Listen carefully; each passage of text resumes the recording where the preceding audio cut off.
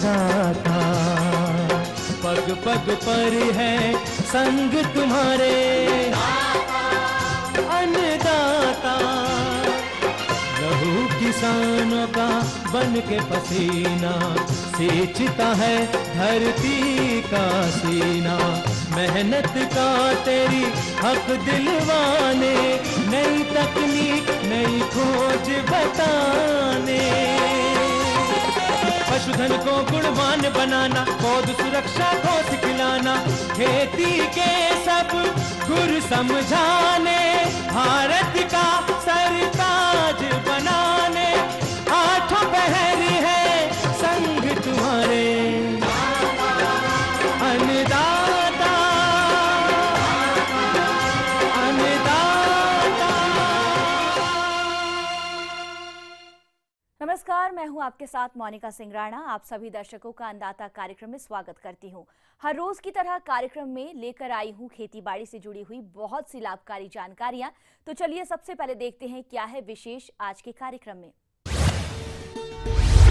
सब्जी हेतु मटर की उन्नत बुआई तकनीक पर जानकारी,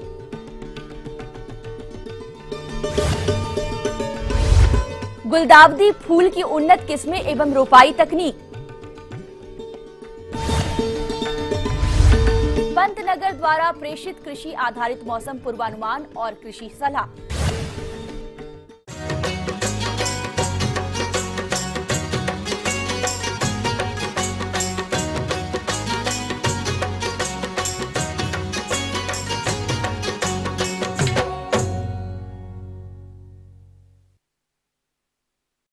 हमारे प्रदेश में सब्जी हेतु मटर की खेती बहुतायत रूप से की जाती है। जो किसान भाई इस समय इसकी खेती करना चाहते हैं, वो इसकी अधिक उपज देने वाली प्रजातियों का चयन कर उन्नत तकनीक से बुआई करे, अन्यथा बुआई के समय की गई कोई भी लापरवाही फसल के विकास और उपज दोनों पर विपरीत प्रभाव डालेगी।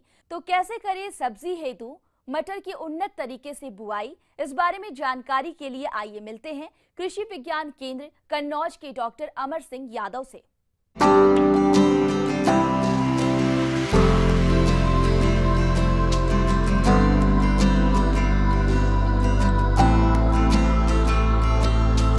किसान भाइयों, सब्जी मटर की खेती हमारे प्रदेश में बड़े पैमाने पर होती है। किसान भाइयों इसकी खेती अगेती फसल के रूप में, मुख्य फसल के रूप में और पछेती फसल के रूप में हम लोग करते हैं। किसान भाइयों, सब्जी मटर की खेती के लिए किस प्रकार की मिट्टी सही रहती है तथा इसके खेत की तैयारी कैसे करें, इस हेतु आइए मिलते हैं।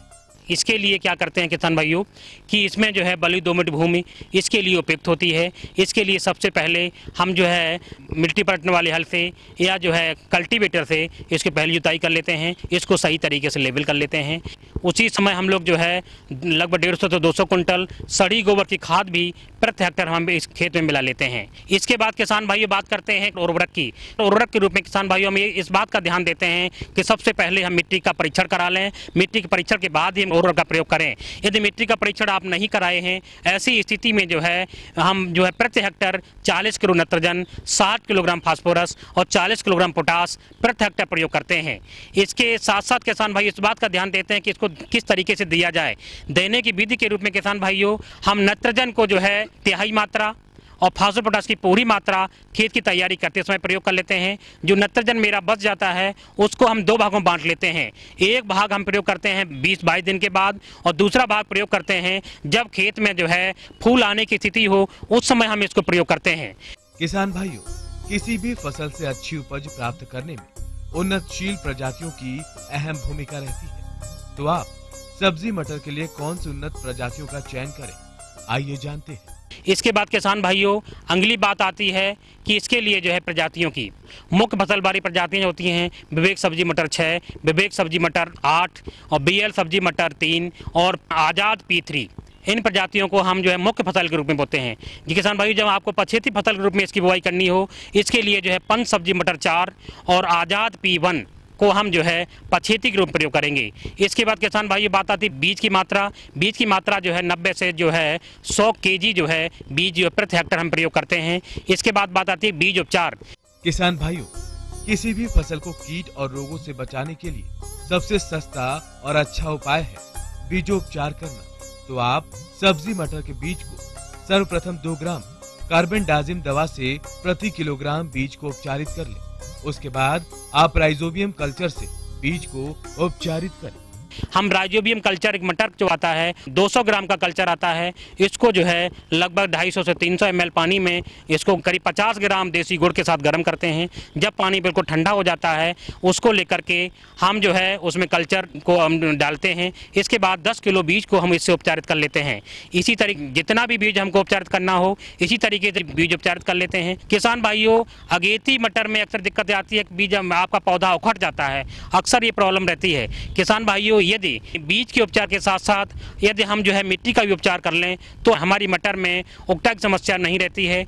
मिट्टी का उपचार करने के लिए हम जो है 5 किलो ट्राइकोडर्मा और लगभग 150 से 200 केजी सड़ी गोबर की खाद में मिला करके 10 से 12 दिन के लिए रख देंगे, जिससे कि उसमें पूरा फंगस फैल जाए। इस बात का ध्यान रखेंगे कि उसमें नमी सही तरीके से फैली रहे। साथ साथ जो है टाट की बोरी से हम उसे ढका रखते हैं, जिससे कि जो है सही तरीके से फंगस ग्रो कर जाता है।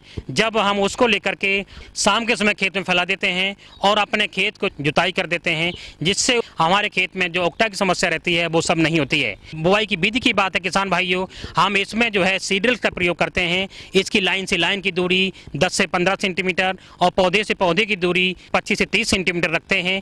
इसके बाद किसान भाई एक बात और ध्यान देते हैं कि उसमें खरपतवार नियंत्रण की दिक्कत आती है। खरपतवार नियंत्रण के लिए जो हम लोग क्या करें कि बुआई के तुरंत बाद पेंडीमेथिलीन 3.3 लीटर मात्रा को हम जो है 1000 लीटर पानी में घोल करके उसी समय यदि हम प्रयोग कर लेते हैं तो उसमें जो है खरपतवार की समस्या नहीं रहती है और इससे जो है हमारी फसल अच्छी होती है। ये थी कुछ उपयोगी जानकारियां। अब लेते हैं एक छोटा सा ब्रेक, जल्द लौटेंगे और कार्यक्रम में आगे हैं महत्वपूर्ण जानकारियां। बने रहिए हमारे साथ।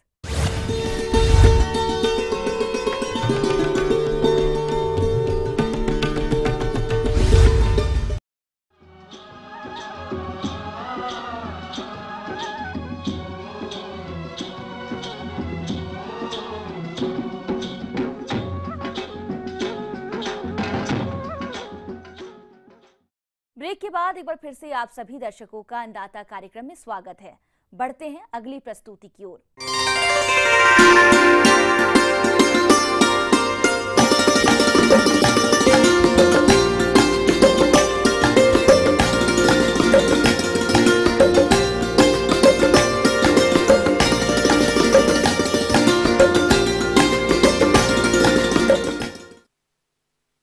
गुलदाउदी से फूलों की मांग को देखते हुए प्रदेश के बहुत से किसान इसकी खेती करने लगे हैं और जैसा कि अभी इसकी रोपाई का उत्तम समय चल रहा है, तो जिन किसान के पास इसका बिछड़ा तैयार है या वो उससे नए पौधे तैयार कर रोपाई करना चाहते हैं, तो वो इसके पौधे किस तरह से तैयार करें और रोपाई करते समय गुलदाउदी की कौन कौन सी प्रजातियों का चुनाव करें, इस बारे में अपने सुझाव दे रहे हैं जिला पूर्णिया के प्रगतिशील कृषक अरविंद सारथी। गुलदाउदी खेती करने के लिए ये ऊंचा जमीन की आवश्यकता है। जहां पानी नहीं लगे वैसा जमीन निश्चित रूप से चाहिए। पानी लगने वाला जगह पर गुलदाउदी नहीं होता है। गुलदाउदी की बहुत सी उन्नतशील प्रजातियां हैं, लेकिन इसकी प्रजातियों का चयन करते समय बाजार की मांग को ध्यान में रखना चाहिए। तो अपने प्रदेश में कौन कौन सी उन्नत प्रजातियां उपलब्ध हैं जिनका आप चयन कर सकते हैं, आइए जानते हैं। तो गुलदाउदी में जो व्यावसायिक दृष्टि से करने वाला वैरायटी, इसमें 2 तरह का होता है। एक बड़ा होता है जो शोभा के लिए होता है और एक छोटा होता है जो बंच में खिलता है। इसमें जैसे श्यामला, तारा, इस तरह का वैरायटीज हैं जो किस्में हैं जो आप इसको लगा सकते हैं। किसान भाइयों, हर बार नए बीजों और पौधों को खरीदने पर किसानों को अधिक लागत लगानी पड़ती है, लेकिन क्या आप जानते हैं आप गुलदाउदी के पुराने पौधों से नए पौधे तैयार कर सकते हैं? तो चलिए जानते हैं इस तकनीक के बारे में। ये कटिंग से तैयार होता है। तो जो मातृ पौधा है उससे आप कटिंग काट करके इस समय में को कटिंग कर ले। 2.5 इंच का टिप्स लेना चाहिए। जो पौधे का ऊपर वाला हिस्से को 2 इंच से 2.5 इंच तक इसको आप ब्लेड से उसको काट लें और काट करके बाल्टी में कम से कम आधा बाल्टी पानी होना चाहिए। उसमें आप कटिंग काटते जाए। रूटेक्स में एक जड़ निकलने का एक केमिकल है, 2 तरीके से लगा सकते हैं। एक सूखा में भी आप डिप कर दीजिए उस कटिंग के नीचे भाग को एक 5 मिनट आप 10 मिनट उसको लगा के छोड़ दें। थोड़ा जब सूख जाएगा तो ये लगाने लायक तैयार हो जाता है। तो बालू में ही नज़दीक नज़दीक करके कटिंग को लगा दिया जाए और ये जब हो जाए तो उसमें ऐसा जगह रखें जहाँ पर धूप सवेरे का 2-3 घंटा धूप आए और बारिश का पानी डायरेक्ट उसके ऊपर नहीं पड़ना चाहिए और सिंचाई 2 से 3 बार आप उसको दिन के टाइम में करें। ये 10 से 12 दिन में आपका कटिंग तैयार हो जाएगा। नीचे पूरा जड़ से भरा हुआ रहेगा, ये आपका लगाने लायक तैयार हो जाएगा। इसके लिए भी प्रति एकड़ हम लोग एक 4 से 5 टेलर गोबर खाद प्रति हेक्टर लगेगा और एक 35 किलो करीब फास्फोरस लगेगा और उतना ही 35 किलो पोटास भी हम लोग देना है। इसको प्रति पौधे से पौधे की दूरी 35 से 40 सेंटीमीटर इसकी दूरी होना चाहिए और लगाने के बाद में हमेशा ये ध्यान रखना है कि पानी किसी भी रूप में वहाँ जमना नहीं चाहिए। इसके बाद ये पौधा जब बढ़ने लगता है तो आप पिंचिंग क्रिया द्वारा, पिंचिंग का मतलब ऊपर से टूसा आप जरूर तोड़ दें, तो 2 से 3 से 4 बार तक आप इसको टूसा तोड़ लें तो ब्रांचिंग बहुत ज़्यादा आता है, तो ये काम ज़रूरी है। तो ये गोल हो जाएगा और ज़्यादा से ज़्यादा फल होगा, जितना ज़्यादा होगा उतना हम लोग को फूल मिलेगा।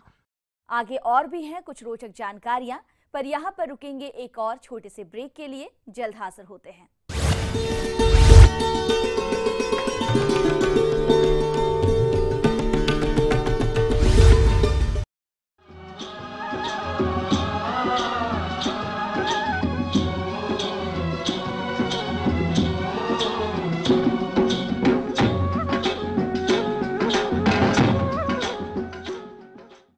ब्रेक के बाद आप सभी दर्शकों का स्वागत है। चलिए अब रुख करते हैं अगली कड़ी की ओर।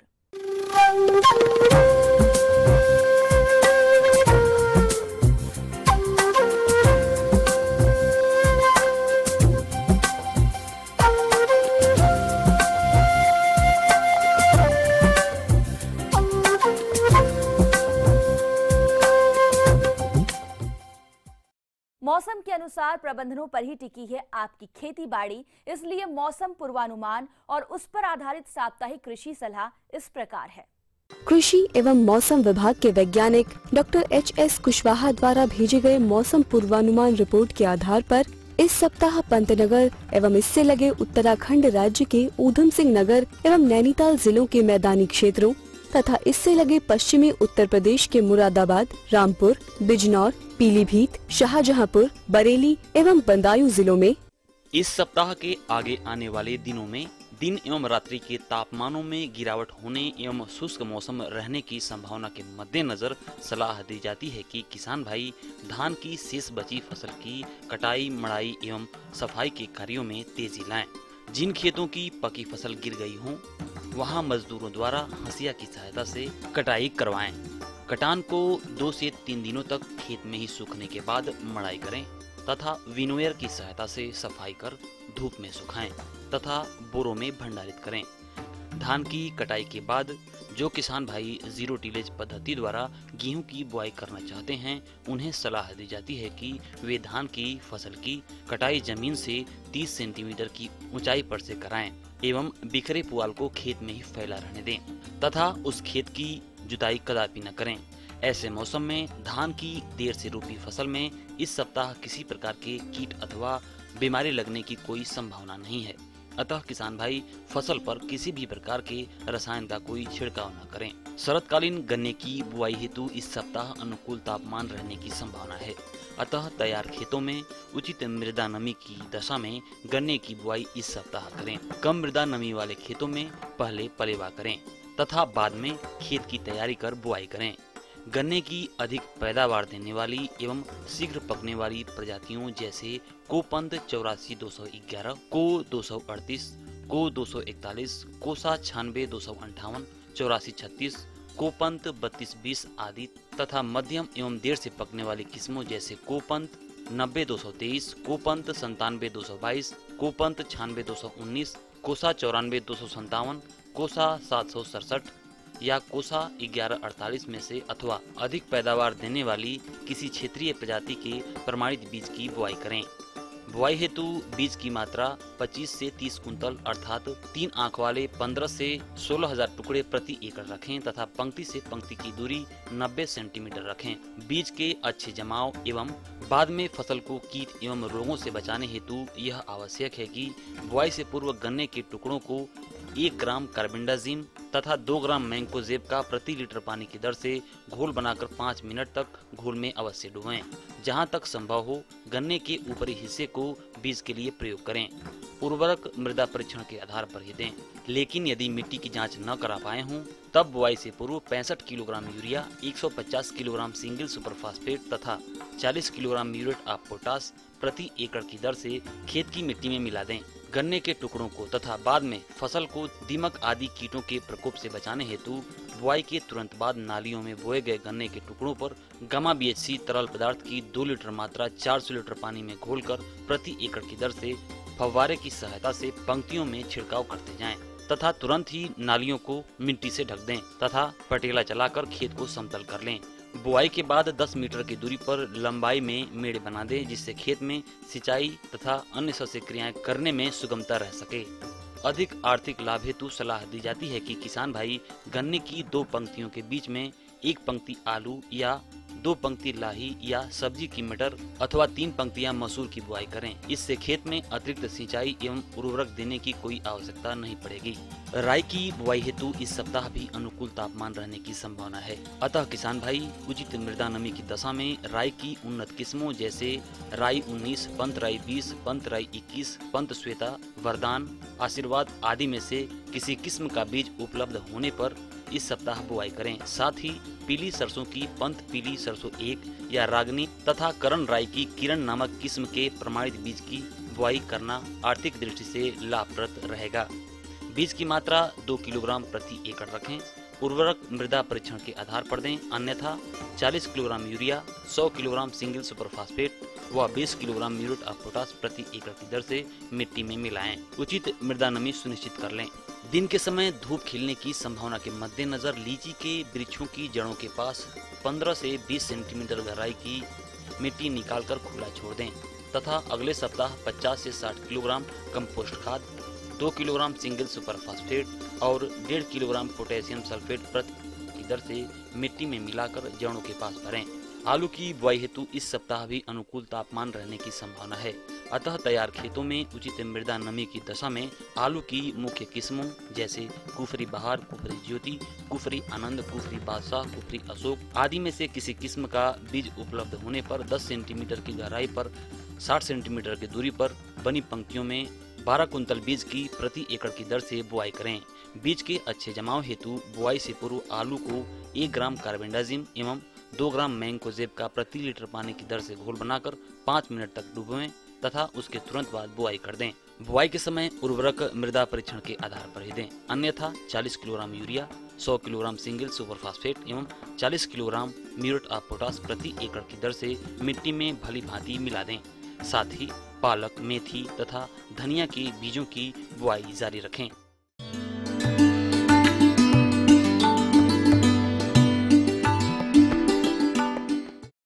जॉन डियर अन्नदाता हेल्पलाइन निशुल्क फोन संपर्क सेवा के माध्यम से आपके द्वारा पूछे गए प्रश्नों में से 1 या 2 महत्वपूर्ण प्रश्न को हम अपने कार्यक्रम में शामिल करते हैं। इसी के तहत आज का चयनित प्रश्न और इसका जवाब इस प्रकार है। आज की अन्नदाता हेल्पलाइन में हमने जिस प्रश्न को शामिल किया है उसे पूछा है चौखड़ा सिद्धार्थ नगर के चंद्रपाल यादव ने।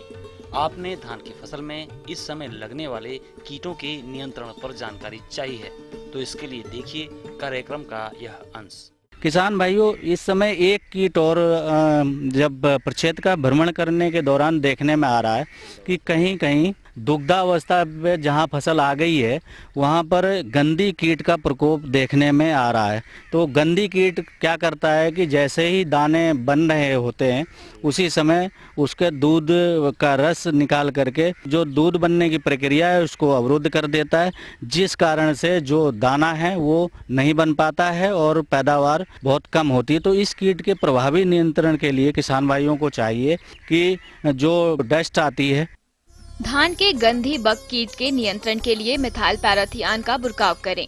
ये दवा पाउडर के रूप में बाजार में उपलब्ध है।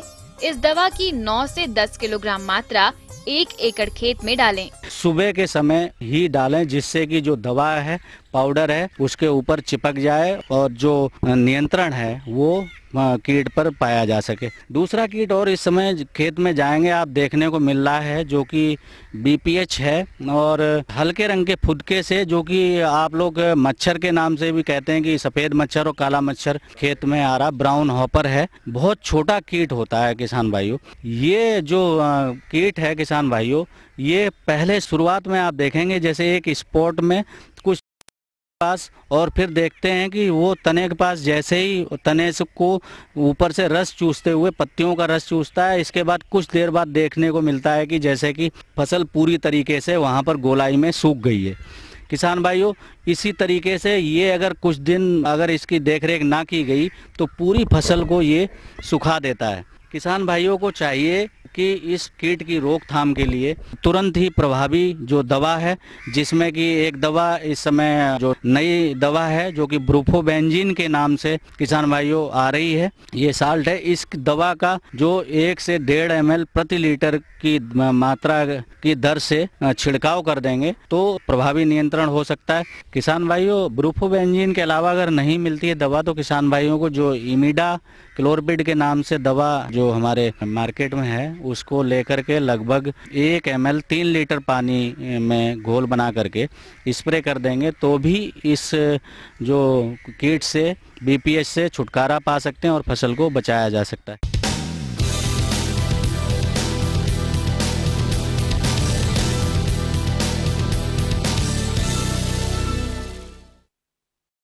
राज्य के विभिन्न मंडियों में कृषि उत्पादों के चढ़ते उतरते बाजार भाव की संक्षिप्त जानकारी इस प्रकार है।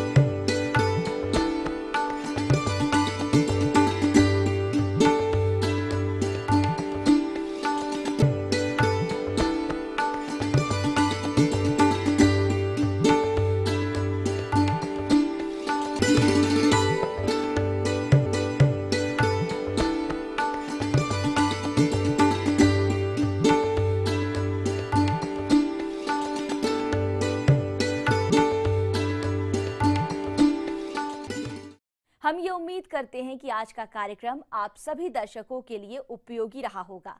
किसान भाइयों, अन्नदाता आपकी सेवा के लिए संकल्परत है। कृषि संबंधित समस्या एवं सुझावों के लिए आप हमें इस पते पर संपर्क कर सकते हैं। प्रोड्यूसर अन्नदाता, ETV Uttar Pradesh Uttarakhand, Ramoji film city Hyderabad 501512। साथ ही आप हमें ईमेल भी कर सकते हैं। हमारा ईमेल है annadata.up@etv.co.in। इसके अतिरिक्त आप हमें जॉन डियर निःशुल्क हेल्पलाइन नंबर 180041925155 पर सोमवार से शनिवार सुबह 10 से शाम 4 बजे के बीच संपर्क कर सकते हैं। अब आइए देखते हैं कल दिखाए जाने वाले कार्यक्रम की मुख्य झलकियां। स्वस्थ पौध प्राप्त करने हेतु प्याज की नर्सरी तैयारी पर जानकारी।